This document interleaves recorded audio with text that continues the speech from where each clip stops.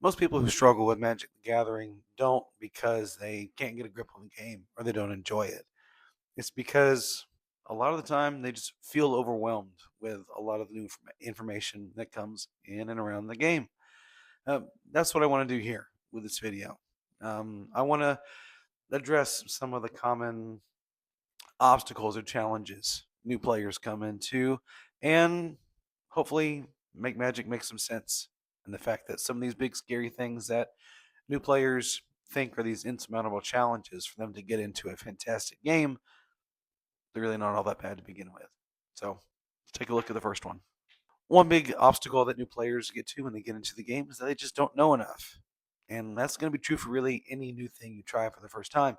But Magic has a unique instance where there's like decades of history with the game. There are thousands and thousands of cards and probably one of the most extensive rule books that you find in any game you want to try. So, yeah, it can seem like it can be a little intimidating to get into something like that.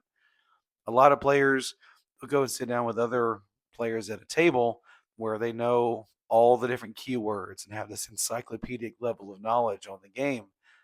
And you feel like you just don't know enough to compete and to play. That's not true at all. Actually, really, all you need to know to learn how to play the game is to learn how to play your particular deck. What do your cards do? Most players are really welcoming people that love to share what they love about the game and bring new players into it. So if a card gets played and you don't know what it does, stop. Ask it, hey, I don't know what that card does. Can we take a look at it and explain it? Or what does this rule or keyword do again? All you need to know really are how your cards work. So then the more comfortable you get with those, the more familiar you see other people playing cards and how other things interact with other stuff. And all of a sudden, this big expansive world of all these cards and all these rules aren't quite as scary anymore. So when you start out learning, just learn just what your particular deck does. Master that. Learn the fundamentals of the game. Then once you want to either upgrade what you have or take a crack at building your own deck, you can expand your level of knowledge from there. But the more you play, the more you learn. And really, the best way to learn this game is by playing it. Another main challenge of getting into Magic is you don't really know how to make your own deck of cards. You get to see other people playing cards, and certain things go with other things, and you're really not quite sure how to play.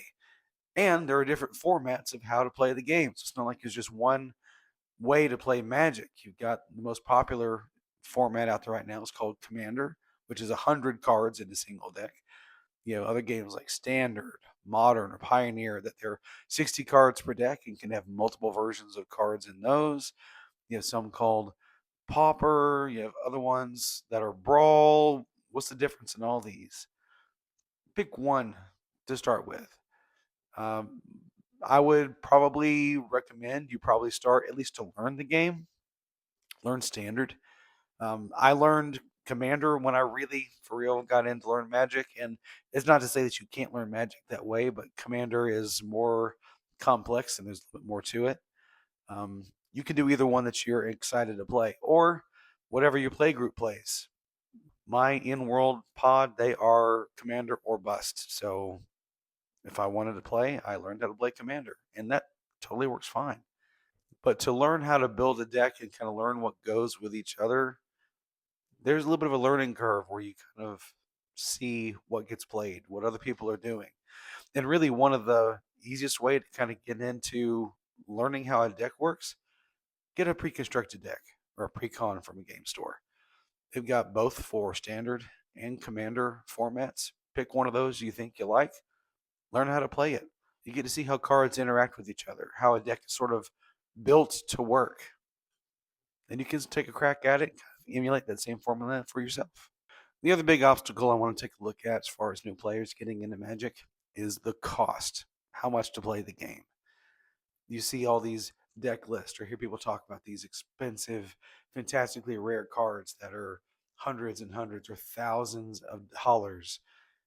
Do you really want to get into a game like that? Do you have to drop that much money in order to be able to play? No, you don't.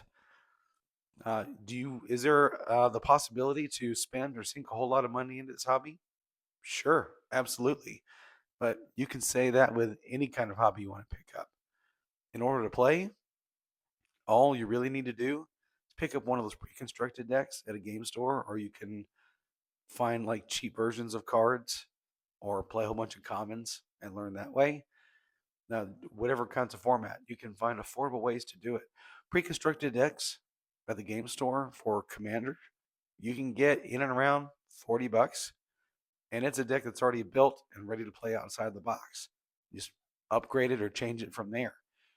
You can get playable decks and assemble your own stuff, and buying commons, uncommons, the cards that you want.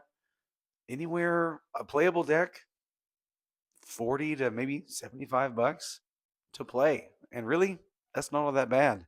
One big pitfall not to do is go buy a whole bunch of booster packs and expect to build a deck from there.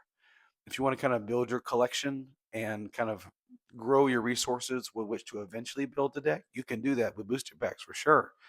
But just buy a whole bunch and then assemble a deck, it doesn't quite work like that. Now, booster packs offer a good variety inside with all the colors of cards in there, a whole bunch of different tactics and synergies, and just pulling a random grouping of cards and hoping your deck works.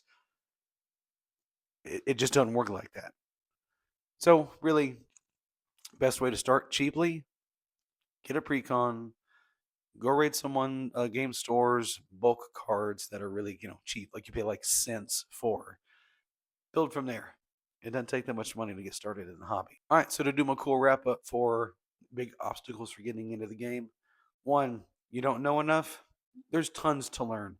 You could play this game for years and years, and you're still not going to remember everything.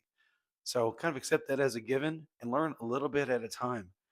Even the most experienced players who played for years and years, they'll forget things. They'll miss triggers. They'll miss a card being played. They'll forget what a keyword means. That's going to happen. So learn small and grow up from there. Point two, don't know where to start with building a deck. Everyone starts at the same point somehow. Everyone's a new player at the beginning. So go to a game store, go online. I recommend local game stores because I try to support. You'll find a cool pre-constructed deck that looks neat to you. Get one. All you need to do is just one. Learn how to play that deck. Kind of understand how it works. Once you know kind of how the cards go together and how the game is played, then you can start making your own piece of work and an extension of you. And three, this game does not have to be expensive to be played. Most precons you can find anywhere between $40, $45. Standard pre-constructed decks anywhere like 18 to 20 something dollars. You can go raid bulk collections at game stores and get commons and uncommons and even some rares for maybe even 15 cents to like $1 a piece. You don't have to drop tons and tons of money just to play the game and build a deck that works well. Smarter players will always win out over players that just have expensive cards and don't know how to use them. Here we want to make Magic make sense. So if you're a new player, a casual player that wants to improve and build up their game, or someone who's coming back to it after an extensive hiatus, most of this stuff is geared with you in mind. If you like Magic in general, hope you get a kick out of this stuff. We're going to take a look at strategy, game mechanics, and sort of how to play the game and make it easier accessible to more players. If you like this kind of stuff, and I hope that you do, consider giving me a follow. We got more stuff coming down the pipeline. I think you'll enjoy it.